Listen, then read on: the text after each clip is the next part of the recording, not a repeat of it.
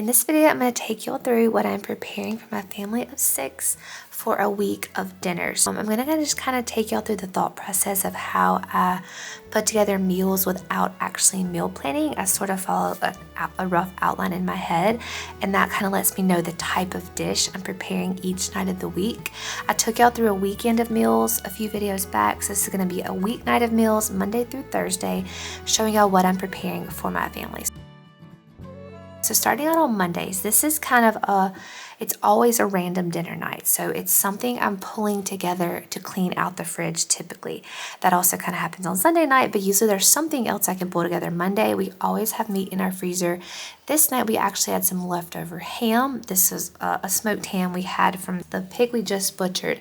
So I had bits of ham on the bone. We were kind of tired of eating it for breakfast. I kind of just went ahead to clean off that ham bone and get it put together in a dish. So that's what we're doing tonight. I'm chopping some onions, some potatoes, the rest of the ham off the bone, carrots, putting this all together in a casserole style dish. So it's not always a casserole on Monday, though that is one of my favorites for just putting together a quick dinner. Is just putting together a meat, a potato, some veggies, some sort of cream, broth, sauce, top it with cheese if we have it. If we don't have it, we just skip the cheese. This is what we're doing on this night. So I cooked the potatoes earlier that afternoon, so they would already be pretty much cooked because they will take longer than the rest of the ingredients to cook. Mixing in the last giblets of the ham to use that up, and adding some carrots, and then we'll make sort of a sauce onion base on the stovetop. So I'm going to take onions, broth, garlic. Now this is actually where I messed up here. I was wanting this to be a thicker casserole, so I should have added some flour to thicken the broth in this step with the onions and make sort of a gravy. But in the midst of cooking dinner and having the children around, I obviously forgot that step. But we did actually have this for leftover the next day. We had a little bit left over for the kids and I did, when I reheated it, I thickened it with some flour, made a thicker gravy, sort of like a roux, and it was much better. The flavor was delicious like this, but when I thickened it, it was even better. So this is just really easy dinner. So you see here I'm adding the broth, and then I'm adding something called clabber. So clabber is something I've been making for about a year, but I didn't know it actually had a name. We have been milking our cow for about a year, so I've been making raw cottage cheese. So to make cottage cheese, you basically set milk out on the counter and let it coagulate, which is what you see here. But I didn't know that it actually had a name, and it's called clabber. And I was just using it to make cottage cheese, but it's actually the starting base for lots of cheeses, which is something I want to experiment with. But I've been actually adding clabber, now that I know it has an actual name and it can be used for more things than making cottage cheese, to a lot of our dishes. So I think several times throughout the week you'll see me add this. So this just adds sort of a creamy texture. I would compare it to yogurt. Now it's not actually raw at this point because I'm about to cook it in this casserole dish, but it's a really good way to add some creaminess, some richness of a milk product, though you are cooking it, so some of those benefits are lost. But I'm really enjoying using clabber. Now that I actually know it has a name and a purpose, and I can use it for more than just cottage cheese. So I'm topping this with some cheese, but again, I should have thickened the broth and the onion and made it a thicker, like casserole dish. Again, the flavor was delicious here. This was just me trying to clean out the fridge, working what we have. A lot of planning meals and cooking meals is being smart about the foods that we have and not letting any foods go to waste. And that's what comes with practice. I don't think when I first became a homemaker and cooking for my husband, I was really good at this. I was always trying to find a recipe and just put together recipe ingredients, but over time you do learn to pull from your fridge, pull from what you have, and put meals together. So now on Tuesday I am cooking some spaghetti. The reason I got the idea for this is we had to grind some venison. We were completely out of ground meat. We've been working through the ham, as you saw me yesterday. We've been working through roast. We've been working through, we had a whole turkey we worked through a while back. So we've been out of ground meat for quite a while. We didn't get our usual beef order, but my husband just harvested a bunch of wild game, and we did need to grind it that night. So I thought it's perfect night to have spaghetti. We haven't had spaghetti, lasagna type dishes in a while because we haven't had ground meat in a while. So I decided to make spaghetti. So you see me here rolling out noodles. Homemade noodles are actually very easy to make. I have a noodle machine, a pasta machine, but my daughter really loves to hand roll this with me and cut them out with the pizza cutter, and honestly I find that it sticks less than putting it through the pasta maker, and I just honestly make it like this just as often, just hand cutting it with the pizza cutter. So we're making the noodles now earlier in the afternoon, and then we'll put the sauce together later when we start grinding that meat. Monday and Tuesday in my head I just think of something easy that I can put together without a lot of effort. Now, spaghetti did take a little effort. It wasn't just like a one pot dish like the casserole. I did have to make the noodles, and we did have to make the sauce after we grinded the meat, but we kind of had just been missing having ground beef, so I went ahead and made the spaghetti to go along with that ground meat we are about to grind. You'll see that later in this video. Also had fermented some bread dough for the week earlier that day, but at last minute I decided to make the spaghetti when my husband told me we were going to be grinding meat that afternoon. So the spaghetti option came to my head, so I pulled together some rolls really quick. These should have actually proofed longer and had a fluffier roll, but it was a last minute thing. Sometimes you just pull from what you have. So ideally the bread would have fermented full 24 hours, then I would have let the rolls rise and proof for another couple of hours, but working what we have, and we're letting the rolls rise as quick as possible. So now I'm putting together the spaghetti sauce. I always add carrots to our spaghetti. It adds a hint of sweetness. I'm out of tomato paste in this video. I'm just using tomato sauce that I canned from last summer. Tomato paste would have been great here, but again, you don't always have to follow a specific recipe for spaghetti. I am just working with what we have. So I added onions, garlic, carrots, let that saute down. Then we'll add a little bit of broth because I like to add bone broth to pretty much everything I cook, just to continually have broth in our diets. Some nice gelatinous broth. Then we'll add the spaghetti sauce. You see the rolls still rising on the side. And now we're getting to the meat. So this was kind of the whole inspiration for the dinner, was that we had to grind meat that night. So I was going to have fresh ground venison that night. We do an ancestral blend, so we take the liver, the heart, the kidneys, some fat. We use actually beef fat because deer in our area don't have a lot of fat on them because we are in a more hot climate. Our deer don't get very fat around here. So we kind of blend together beef, heart, liver, tallow in our deer grind, venison grind, and make an ancestral blend. So that's what I'm adding to the spaghetti. It was delicious. It was nice to have ground meat again. We have not had it in a while. So spaghetti was delicious. The homemade noodles are always so yummy. I should have made more noodles because we didn't actually have enough for leftovers for the next day. So we had to just eat this over bread the next day, but that was fine. Nobody complained about eating spaghetti sauce over bread. But another delicious night, just a simple spaghetti dish. This would have been a thicker sauce had I had tomato paste, but it still turned out delicious.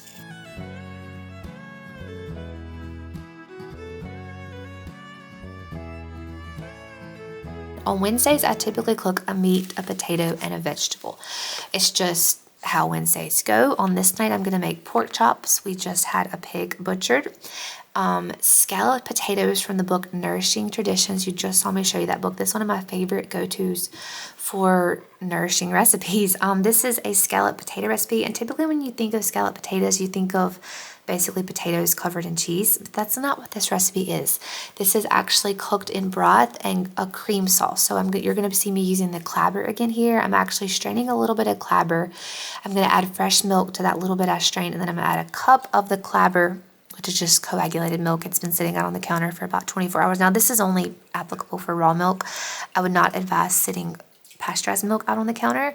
It has no live good bacteria in it anymore. It's all killed off in the pasteurization process. So this only works with raw milk to make clabber. So in the midst of the potatoes cooking, I am making a little bit of clabber dessert. I realized that this is basically an equivalent of yogurt without all the effort of making yogurt. So my potatoes are parboiling. I am boiling the scalloped potatoes in a little bit, not boiling, slightly cooking them in a little bit of bone broth. My daughter and I are enjoying a little bit of clabber, blueberries, raisins, pecans, just a little snack. I realized this is so comparable to yogurt. It's not as thick as yogurt. Well, I guess it actually is, but we strain our yogurt and make a really thick Greek style yogurt. So I should practice and see how straining clabber is compared to our Greek style yogurt. But it is so good. I can't believe I've been making this for over a year and didn't realize what a delicious food I had sitting on my counter all the time. I mean, I was making cottage cheese with it, so it was delicious, but I didn't know I could eat it like this and cook with it in so many ways. So you see me putting together potatoes now. I'm covering them now with some bone broth and a little bit of that clabber. I'm going to let this cook for about an hour or an hour and a half on about 200 degrees. This lets the potatoes thicken up without like them overcooking. So it looks really runny at first, but it will thicken up, and it's actually one of my favorite potato dishes. I'm now moving on to some butter. I typically like to make fresh butter on Wednesdays because it's the meat, potatoes, the veggie, and a bread night. I am going to have fresh bread with this, so I like to make fresh butter. So I'm straining the cream off to make butter, and that's just a pretty simple process. I had a question recently: if you don't have access to raw cream, but you want to make butter with whipping cream, but the price is pretty comparable to a high quality butter, would you buy the high quality butter or buy the whipping cream and make it yourself? And that's actually just preference. I would honestly just buy the higher quality butter than to go to the trouble to make it with whipping cream if the price was the same. Now, that's just personal preference. We have a quick game of Go Fish, Alphabet Go Fish going on in between the food cooking. We're letting the potatoes cook and green beans, and then I moved on to the pork chops. So pork chops won't take a long time. Another thing about cooking and learning this skill in your kitchen is learning to time things, and I'm really still working at this, y'all. The potatoes have been cooking most of the afternoon. I got the green beans started. I played a little game with my kids, and then I moved to the pork chops because you want everything to be hot at the same time, and this took me so long to master. Let me know if any of you have trouble with getting food all timed out. It really is a skill that you have to practice and learn, is making sure everything's done at the same time. So the pork chops are last. I'm just giving them a little bit of color on each side. Then I will add the butter and kind of baste them in the butter, just kind of putting butter on each piece, flipping that every 20 seconds or so. And that's how I'm cooking the pork chops. But again, getting all this timed out at the same time to be ready and hot is a skill, because I remember early on my husband will be like, well, this is delicious, but the potatoes are cold. It's such a delicious meal, but I wish the potatoes were a little hotter. And he wasn't complaining. He was honestly just challenging me to get better at that skill of working to get everything hot at the same time. And it truly is just a lot of practice and a lot of repetition, and cooking the same things and learning how long they take. That's another thing I wanted to talk about in this video, is repetition. And like, I cook a meat, a potato, and a veggie every Wednesday night. Every Thursday, you're about to see I cook some sort of a casserole. You've already seen my weekend meals. Every Friday, I cook pizza night. I make butter multiple times a week, as you see me making here. It's using these same skills, and you really do build your skills as you practice them more and more. I'm not cooking new, fancy, extravagant recipes multiple times a week. I'm cooking the same things over and over with just a little bits of variation with what I have in my freezer and in my refrigerator, in my pantry, with what we have. Just adding a little bit of variety with flavors of the season and different types of meat, different veggies from our garden. And that's what builds this skill of cooking from scratch and getting better at it, and learning to time out the meal and making sure everything's hot at the same time, which I'm still not perfect at, by the way. I think on this night, the potatoes were a little bit cold because I cooked them earlier in the afternoon. I left them in the oven just to stay warm. When I pulled them out, I realized they weren't quite as hot as I thought they still would have been after I cooked all this other food, and they were a little bit on the colder side, so I probably should have rewarmed them. But it is a skill. I'm still mastering it. If that's something you struggle with, just keep practicing. You will get there. You may have to just rewarm something sometimes, and I do that as well. So this was our dinner tonight, just a delicious pork chop with a side of scalloped potatoes, nourishing scalloped potatoes from the book Nourishing Traditions by Sally Fallon, green beans from our garden last year. The pork chop was raised on our farm.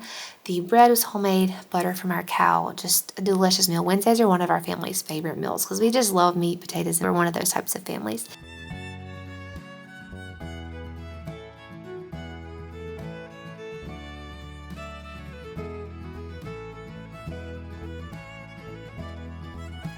This last night, we are having venison heart enchilada casserole. So I'm showing you the clips here of me cutting up the venison heart. This is not an appetizing shot, I agree.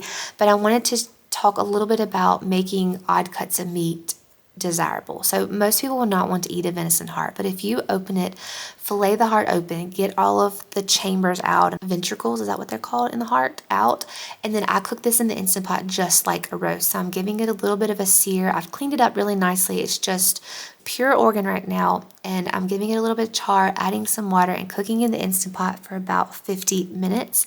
This is just going to really let it cook slowly and really tenderize it. Then we will add it to our enchilada casserole. So I made enchiladas in that video a couple weeks ago for Sunday lunch. I also have been playing around with making enchiladas into a casserole style. So instead of rolling the enchiladas in the tortillas, I just layer it like a lasagna and call it enchilada casserole. So instead of using chicken or beef, I'm using the venison heart because we just ground that venison earlier in the week. So I had a little bit of heart left over that did not go into the grind. So I'm cooking it now and just working with what we have. And when you cook it this way, your family does not actually notice it. My husband probably still doesn't know we ate venison heart until he sees this video, and he'll realize, oh, we ate venison heart that night when we had enchilada casserole. In the midst of cooking, if I have some downtime, I do try to do some sort of cleaning. This does not happen often because I usually have children that need something in the downtime, but I had children napping at this point, so I was able to give the oven a quick wipe down before moving on to the next step of the casserole, which is the tortillas. We love these homemade tortillas. It's our go-to tortilla recipe. I make it every Sunday for tacos. I make it for enchiladas. We make it for wraps. If we want to have wraps one night, it's so good. So the venison heart is still cooking, and in the midst of that, trying to get everything timed out, I'm making the enchilada sauce and the tortillas. Now let's talk a minute about what if you don't have enough of something when you're in the middle of cooking. So this actually happened to me. I made enchilada sauce. I did not have quite enough enchilada sauce to make a good base for the casserole. So a couple of nights ago, we made spaghetti. Spaghetti has tomato sauce in it, very similar to enchilada sauce. So I'm going to use a little bit of that spaghetti sauce. It also has some meat still left in it. A lot of the meat was already pulled out, but there was a lot of the tomato sauce left. So I'm going to take the bits of the rest of the jar of that tomato sauce and layer into the casserole since I ran out of enchilada sauce, and that will be just an easy fix.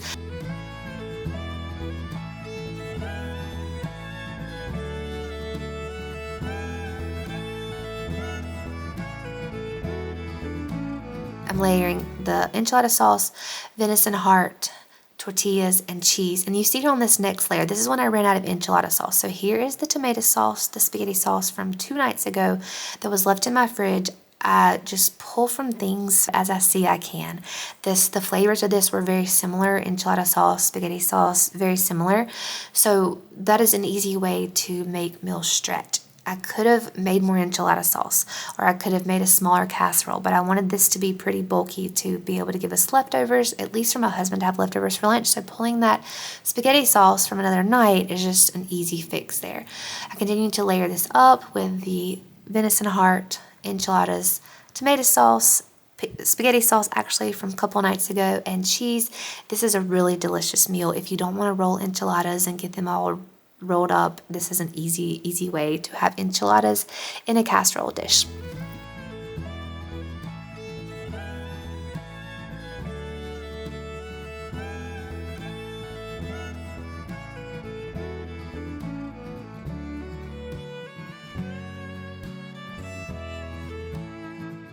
I forgot to mention that Thursdays I usually always make some sort of casserole because I have my Bible study that night, so I want to have an easy dinner that's kind of a one-pot dish. I can get all the dishes cleaned before dinner, and then we can eat dinner, and then I only have a couple of dishes that we ate on and the dish that the casserole was cooked in to wash before I head to my Bible study. It's actually every other Thursday, but I cook a casserole every Thursday, whether it be enchilada casserole or something like I cooked Monday with the ham. It might be something with like a sourdough skillet casserole with just odds and ends and a sourdough topping. It might be sort of a pot pie casserole. It's just some sort of a casserole because that seemed to be very easy for us to have together. I can cook it way ahead of time and have it just warm. I can cook it at like 2 or 3 in the afternoon, and then I'm not rushing to have dinner fixed before I leave on that Thursday night to my Bible study. So that is our week of meals. I hope you enjoy kind of seeing how my brain works for planning meals through the week without actually meal planning. A long time ago, I did meal plan, and I had a list on the fridge of Monday we're having this, Tuesday we're having this, and it worked for that season, but over time, it just kind of became, I don't know, it became overwhelming to plan it. And I do like to have a plan in my head earlier in the day, but I don't actually like to plan it earlier in the week. It does take a lot of the mental load off of you when you have some sort of a meal plan or idea. I like to think of more of meal ideas. So Monday is something I can pull from the fridge, put together. Tuesday is kind of the similar, and this night I did spaghetti. Wednesday is the meat, potato, the veggie, and then Thursday is some sort of a casserole. And then you saw our weekend plans, our weekend meals. They're pretty much like that every weekend. If you missed that video, I'll link it down below. It's Friday night pizza, Saturday night breakfast night, and Sunday night is a clean out the fridge night. I like to do a lot of clean out the fridge nights. When you have a family our size, which our family is not even that big. We have a family of 6, and one of those doesn't actually eat a lot yet. But you always have little odds and end pieces left over, and they're not really enough for a whole nother meal. There might be for one person, but I'm not gonna just serve one person in my family a little bite of spaghetti.